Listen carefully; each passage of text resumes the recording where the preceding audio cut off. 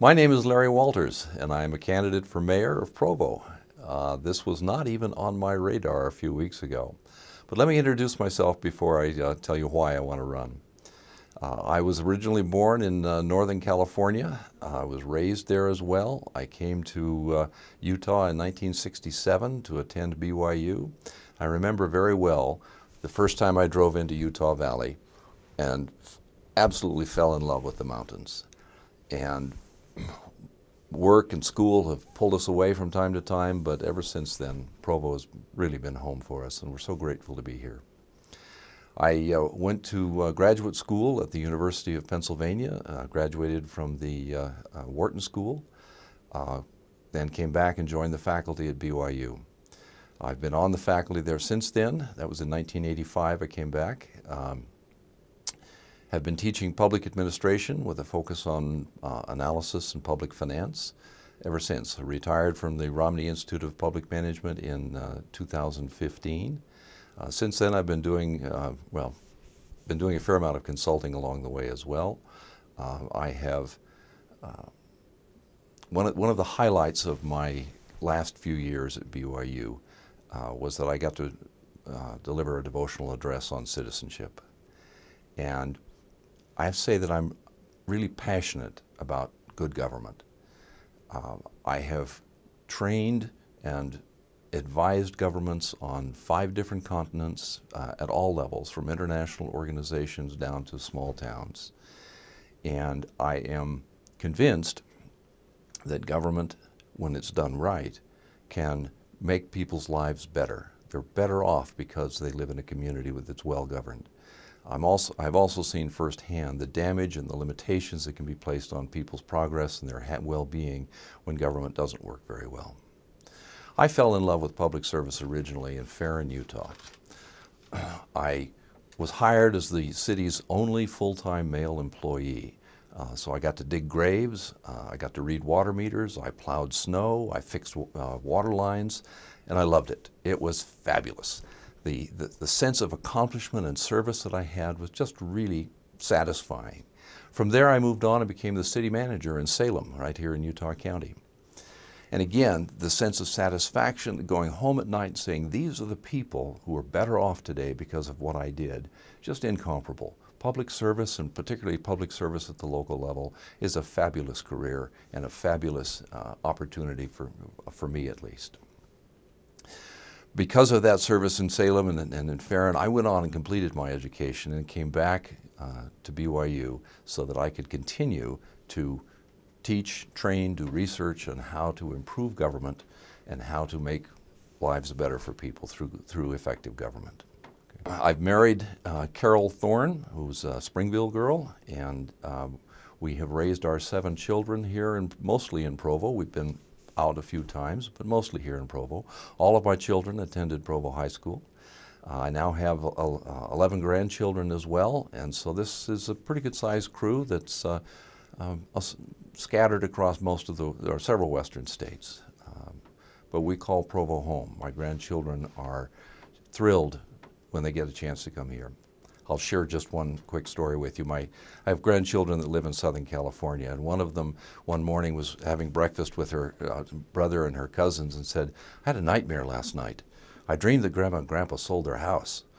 And the other children said, no, they can't do that. That's our house. That's how we feel about Provo. This is our home.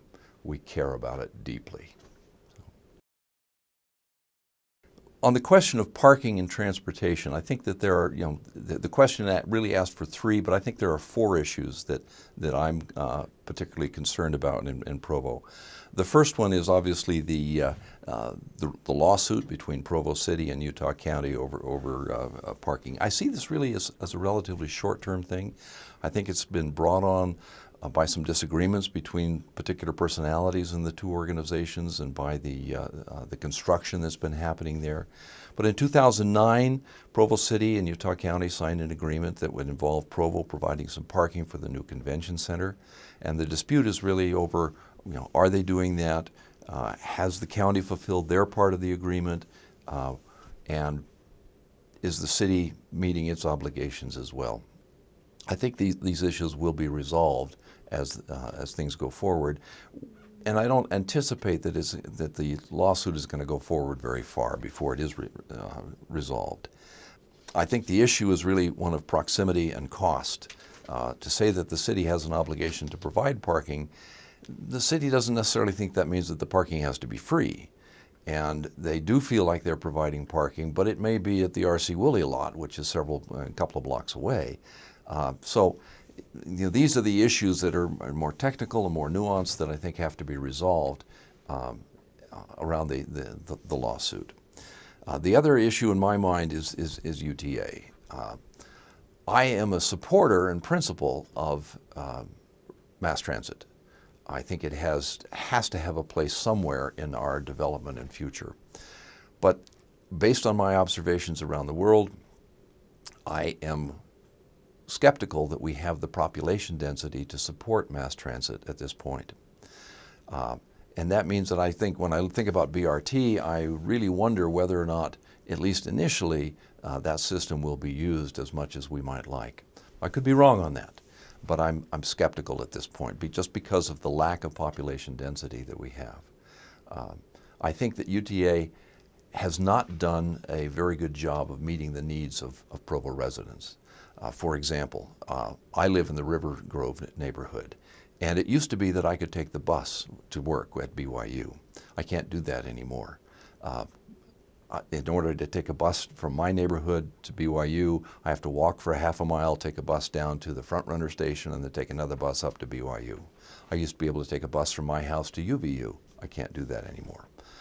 And I suspect that there are other people in a similar situation, that with the restructuring of bus routes, UTA has really cut out a lot of the people who don't necessarily want to go to the front runner station. There's other places they'd like to go in the city. I looked at the possibility of taking the bus from my home down to the Provo City Center. Again, I can do that, but I have to walk a half a mile to get to the bus stop. That seems to me to be unreasonable. I think we need to sit down with UTA and figure out a way that we can improve on the level of service that Provo residents are receiving. Another area that I hear a lot about is parking congestion in the neighborhoods. And here there are several options that have been explored. I know the City Council recently considered a proposal to put in a permit parking system in on 2 or 3 streets down by Seven Peaks. I see that as a last resort. I think obviously we have to do this in conjunction with the neighborhoods, the people who live in that area and what works for them. But I've lived in communities that had a permit system, and it was really a hassle for everyone. You had to have a permit to park, you had to have a permit for your friends and relatives to park, and it just was not a convenient system at all. Nonetheless, I understand the need to regulate parking in some areas so that there's space for your friends and your relatives to come and visit. But I think there are ways that can be done, or at least should be considered in addition to a permit system, such as limiting parking during certain hours, or even prohibiting it during certain hours, or putting time limits on parking may be another option. So I'm sensitive to the issue. I think it's one that needs to be addressed to the satisfaction of the neighborhoods, but I think that there are a variety of issues that need to be considered and in collaboration with neighborhoods and the citizens in those neighborhoods work through. So that's 3. The 4th one I was concerned about was downtown parking. Again, it seems to me that there's an issue of proximity and cost. There is actually parking available if you're willing to walk far enough, if you're willing to pay. I suspect that over time we're going to have to change our attitudes about parking downtown and expect that when we go downtown we're going to have to pay. And that means metering, or at least metering during certain hours of the day. We may have to walk a little bit further, but I think that there's certainly a need to address the parking issue in a systematic way, and in collaboration with the new parking administrator, I look forward to working with him and figuring out solutions that work for Provo.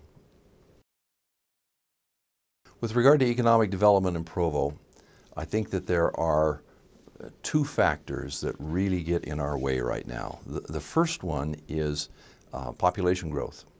As you look at growth in Utah County since the last census, the rest of the county has grown at about 18%.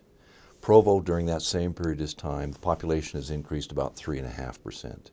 If you look at retail sales, from 2009 to 2016, the rest of the county has grown over 60% in retail sales. Provo has grown about 22%. So we're not getting our share of the growth in population and therefore in economic activity that the rest of the county is seeing. I think if we want to get serious about really activating and promoting the economic activity in Provo, we're going to have to address the issue of residential growth. The second issue that I see is that my perception is that we have a very vibrant startup environment for new businesses. But once they get up and they get going, they leave Provo. I think part of the reason for that is there's really no place inside Provo for them to go. We have a few spaces for large companies, large operations, and we have some startup space. But that Class B office space and that for businesses that are really ready to move out of the startup building but need some place that's short of the Class A office space, we just don't have much of that. I think both of those factors inhibit our ability to grow and need to be addressed. So I would focus on a careful consideration of what we need to do to get population growth, residential development stimulated and growing again. We need to be smart about it. We need to put it where we want it. It needs to have the look and feel that we want to it. But we need to get the population growth if we really want to get economic development going. With regard to whether or not we need or want big box stores, I think that's a very good question. If we feel like we need it, we need to recognize how businesses make decisions. And they do it on the basis of population growth, income levels, and they look at the trends in those. And again, we have been lacking. As I mentioned regarding economic development, our population growth has not kept pace with the rest of the county. Our income levels are significantly below the rest of the county. And businesses look at those statistics and they make decisions to move elsewhere. If we want to attract big box, we first of all have to recognize we don't really have very many places where we can put them. There are a few, and there are some negotiations underway with some of those retailers to consider coming into Provo. But we don't have very much space for them, and we don't have the population growth to support them at this point. So I think it's going to be a tough sell for a few years until we can get other aspects of our growth fired up and moving ahead.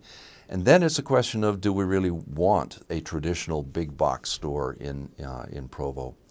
I think what we would be more interested in is something a bit more innovative in terms of how it's designed and how it integrates into the rest of what's going on with Provo. So there's a lot more conversation that needs to take place before we're ready to roll out the red carpet and give away the tax base in order to get one. So, in my mind, social media is important for communicating with our residents. I believe strongly that the government should be transparent, should be accessible, and that what we do in government needs to be available to the people. But the other aspect of social media that I think is really important is to use social media to communicate and get the word out to our residents about the programs that we have. Our Economic Development Department has a program targeted on women who want to start a business.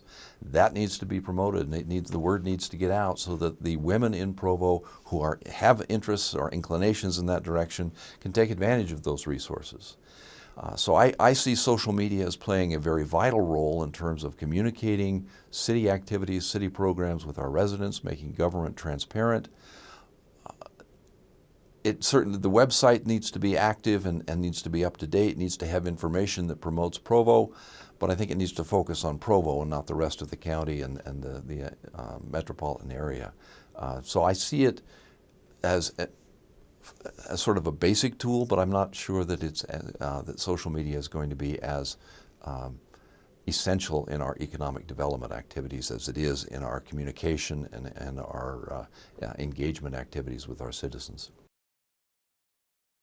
On the topic of growth, since the last census, most of the growth in Utah County has been outside of Provo. Given the forecasts, I would expect the forecasted growth will occur both north of us and south of us. But Provo will still be the hub for adult education, for medical facilities, for county and state government, and we need to prepare for that larger daytime populations that are likely to come to Provo. The growth in Provo needs to be a mix of redevelopment and infill, of higher densities, and some expansion west of I-15. I'll say more about that later.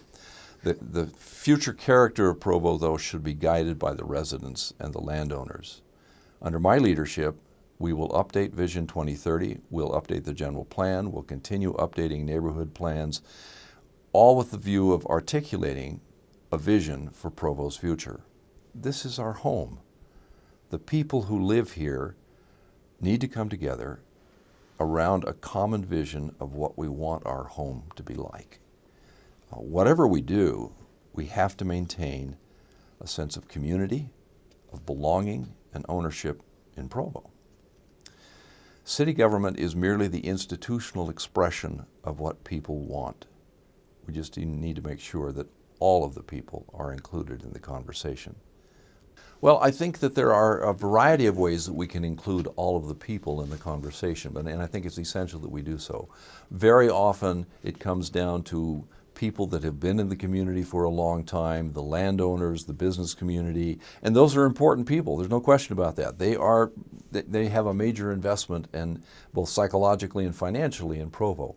But there are a lot more residents as well. We have, I would estimate, well over 40,000 young adult or reasonably young adult people who are students or who are just launching their careers. You know, they may not be a student any longer, and they're starting in on their career, but they're still single, they still live in the area. Those are our residents as well. We need to make sure that they're involved in this visioning activity and have a say in where Provo goes. Now, there'll be some who object to that because they don't have the same stake in Provo that someone who's invested 20 or 30 years and their life savings into Provo. And I understand that, I'm sensitive to that. But I still believe that all of the people that live in Provo need to have a say and a way to participate in conversations about the future of Provo. And I'd like to sort of talk about homelessness and affordable housing a little bit differently if I could. I think people are homeless for a variety of reasons. And so the solutions or the assistance that is rendered to the homeless needs to be sensitive to the reasons why they're homeless. There are some people that are homeless because of mental illness or because of substance abuse, and those folks deserve our compassion and our help. As a city government, we need to solidify and strengthen our partnership with other organizations and connect those people in need with the available resources so that they can get the help that they need.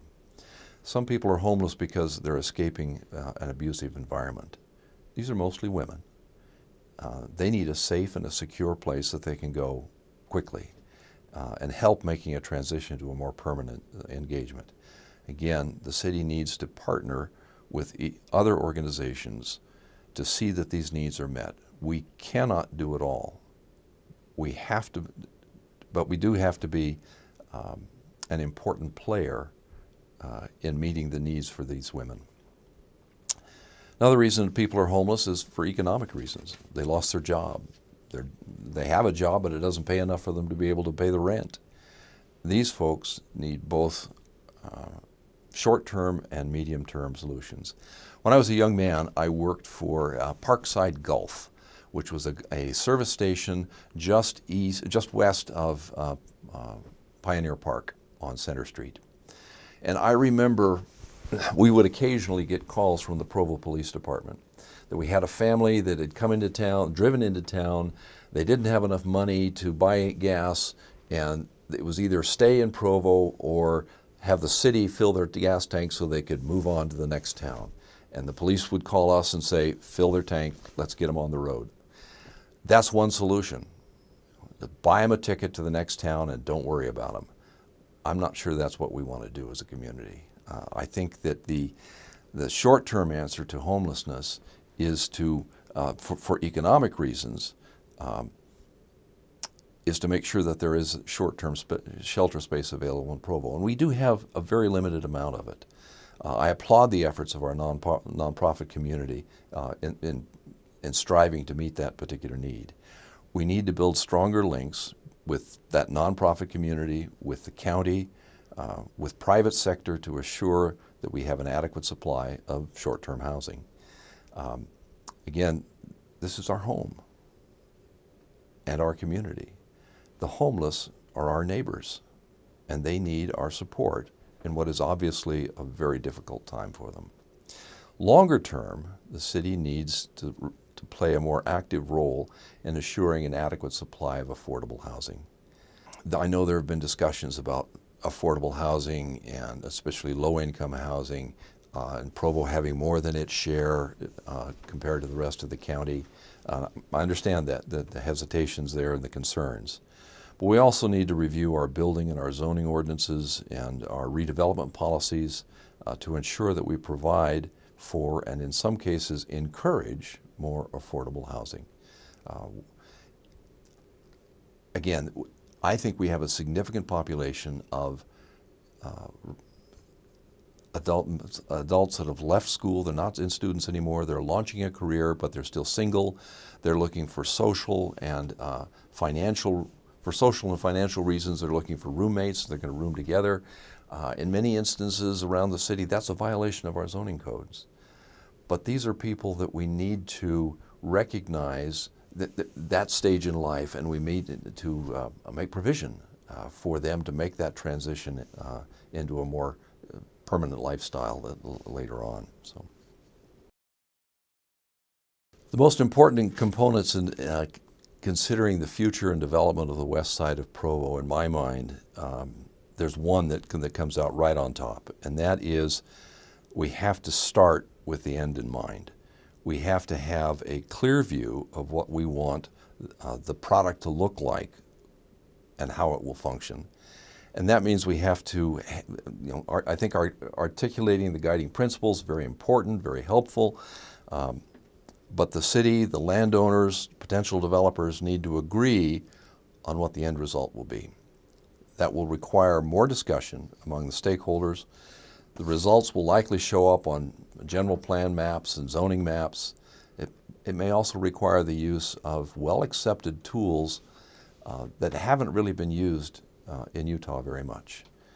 My own hope, and the hope I think of many residents in Provo, is that we can maintain much of the land in open space. There are ways this can be done without impacting landowners, but it will take creativity and commitment. Again, the city probably can't do it all, but the city as a community can do it. In terms of the density of development, I think there are other areas in Provo that should be developed or redeveloped at higher density before we consider densities that are very high on the west side.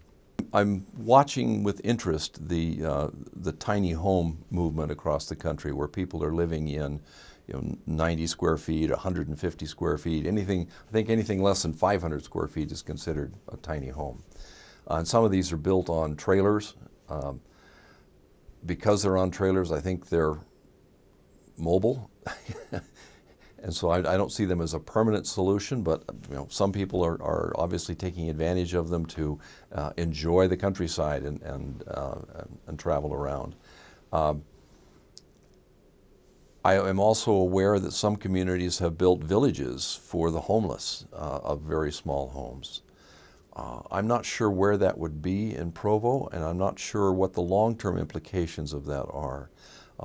I'd have to think about carefully and look carefully at, because in my mind, homelessness ought to be a transition state for anybody, whether they're mentally ill, whether they have substance abuse, whether they're a battered woman, whether they're economically down on their luck.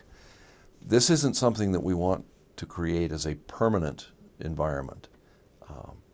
And so it needs to be a transitionary state. And whether or not we build permanent housing for people in this transition, I'm not sure on that. I do think that it's reasonable to consider smaller minimum sizes or maybe eliminate the minimum size for housing. I had some concerns and didn't necessarily agree with the city council in their discussions. I understand the desire to avoid the construction of what will ultimately become a slum. We don't want to do that. But I also recognize that lifestyles are changing. Families are smaller. Some people are choosing to delay marriage or not get married. And they don't need as much space. They don't want as much space. They don't want a room for a garden necessarily. So I'm okay with the possibility of having a fair amount of that kind of housing in our neighborhood, as long as we also maintain public spaces where those people can gather, where young families can take their children and interact with other members of the community. I don't think, the notion of just building a building with a lot of super small housing and a parking lot, that's not acceptable in my mind. We need to do a better job of creating a living space for people, because there's only so long you can stay in that cracker box, and then you need to get out and enjoy the city. So, regarding the airport growth, I expect, frankly, that most of the growth at the airport is going to be in general and business aviation. As I look at the economics in the airline industry and the way they've restructured, the way they focus their attention, I think it's going to be difficult for us to attract more carriers. I won't say we can't do it. I just think it's going to be a while, and it's going to be difficult. And it will depend largely on market conditions. Now, I've not looked at it in any detail, but I'm concerned about the stability of Allegiant Air, given their quality and safety issues that they've had. I hope they can overcome those. I think that's a valuable service that they provide in Provo, but I have some concerns there. The business plan for the airport, though, has to be rock solid. This is ultimately a business enterprise. And in order to feel good about investing public money in that, the prospect for a return on that investment to the people who are putting up the money in Provo City has to be really, really strong. So what I'm saying is that again, the business, it is a business. We need to treat it as a business, run it as a business, and make sure that any decisions that we make out there with regard to investment are made on sound and solid business principles. Zoning compliance is always an issue. There are people who feel like it's my property, I should be able to do whatever I want to with it. Obviously, what people do with their property has an effect on their neighbors and on the rest of the community, which is why we have zoning ordinances, which is why we have zoning enforcement officers. I could be wrong, but my perception at this point is that there are two contributing factors to the most important zoning compliance problems that we face as a city. First is the lack of affordable housing. That means that families are doubling up, violating occupancy limits. And second, we have a lot of single adults who are not full-time students, who are launching their careers, and who seek out shared living arrangements for both social and economic reasons. In my mind, this makes zoning compliance a symptom, not the root problem. We have already talked about affordable housing. I think the city needs to acknowledge and even celebrate the fact that we are a multi-state hub for adult education and for business startups. We need to make space for these single adults. This means adjusting our zoning, our building, and parking requirements to provide a place where these folks can flourish. Regarding the proposed new City Hall, I will first need to review the data and the analysis that have been done that led to the decision to propose a new City Hall. I don't have an opinion on whether or not one is needed at this point, since I've not reviewed that evidence yet. If one is needed, the timing will be critical. We have other building needs that are quite pressing, such as a replacement fire station on Canyon Road, maybe a new fire station on the west side, potentially major renovations or even a replacement of our sewage treatment plant. And many of our roads and bridges are in need serious attention. I will lead the effort to develop a long-term investment strategy and funding mechanism that will prioritize all of these needs without crushing the residents and the businesses of Provo. We have to be smart about it. We will have to invest in new building projects, but the priorities and scheduling have to fit within the capacity of the residents and businesses who will have to pay for the projects. My vision for Provo is driven by the fact that Provo is a wonderful city. I'm grateful to call it my home. Carol and I have raised our family here. Our grandchildren love to come visit. We care deeply about Provo's future. As I look to the future of Provo, I think we are quickly approaching the point where we have to make some decisions as a community. On the one hand, we could try to stay pretty much as we are, a community that is trying to balance a preference for single-family residential with the fact that we're a college town. This would probably mean that overall residential growth would be modest, and most retail growth will likely occur in surrounding cities. On the other hand, we could accept the growth in the county and embrace a role that would promote Provo's leadership in the county and in the state. I think this would involve accepting higher density development in some areas while still preserving public spaces for young families and other residents to gather and interact. It could involve acknowledging and embracing the fact that we are a multi-state hub for adult education. We have 9 institutions in our city that educate adults. There are, at this point, well over 50,000 students for these institutions. We have not acknowledged and embraced or leveraged that to the benefit of the residents as a whole.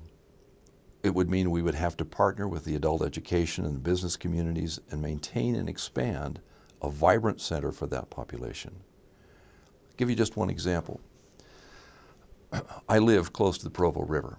I use the Provo River Trail regularly. I think the Provo River is one of the most underutilized assets that this community has. Most people, I think, don't feel that it's safe to walk on the Provo River at night, and with good reason. We've had a lot of crime and unfortunate incidents along there.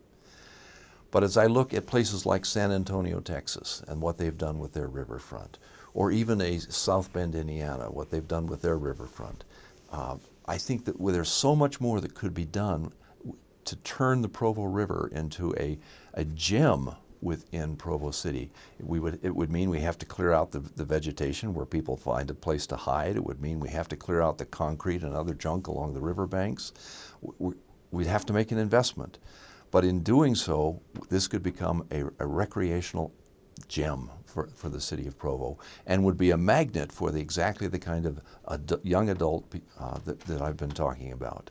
That would be the sort of thing that the city could do to acknowledge and embrace the fact that we have this untapped resource in all of these young adults. What I do know is that Provo government faces some significant challenges in the years ahead.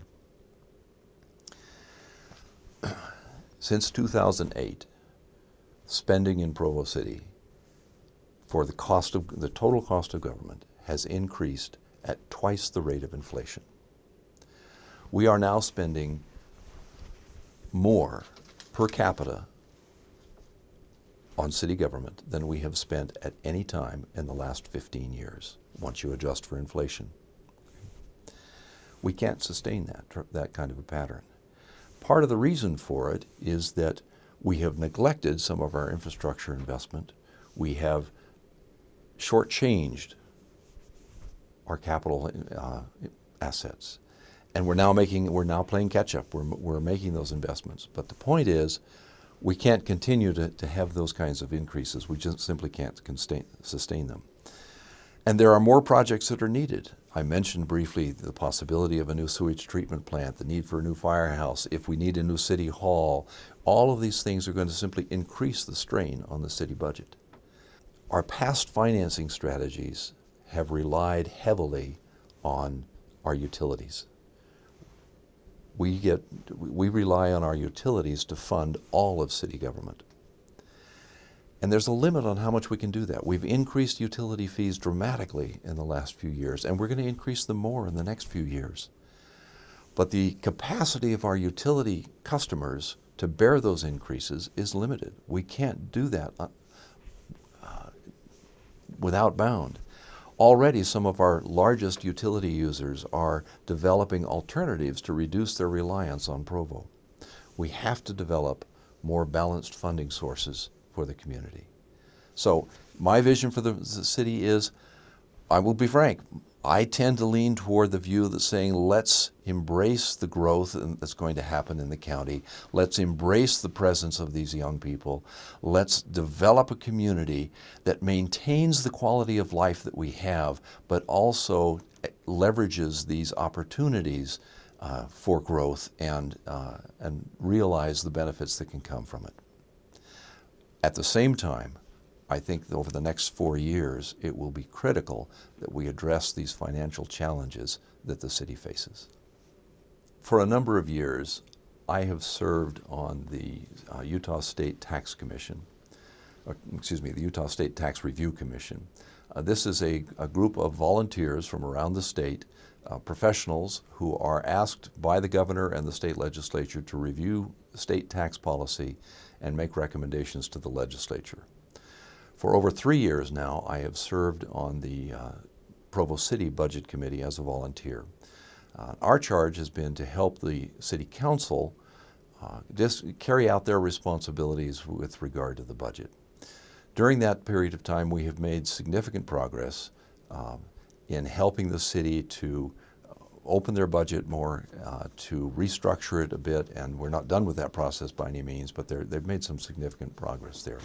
One of the issues that we've confronted is who should pay for a public service.